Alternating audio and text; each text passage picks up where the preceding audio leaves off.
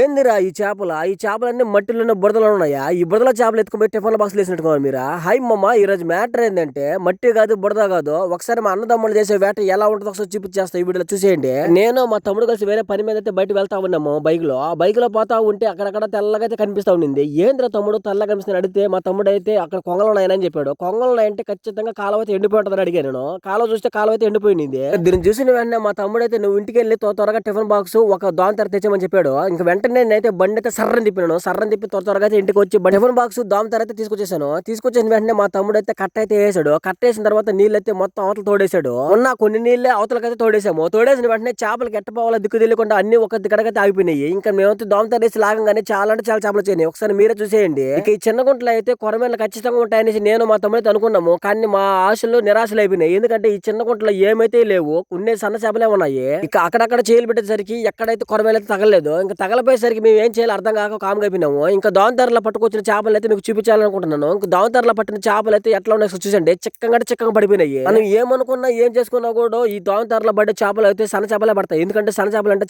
చాలా బాగుంటాయి. ఈ వీడియో కావాలంటే కామెంట్ చేసేయండి. ఇది మా వీడియో. Video subscribe చేసుకోమా.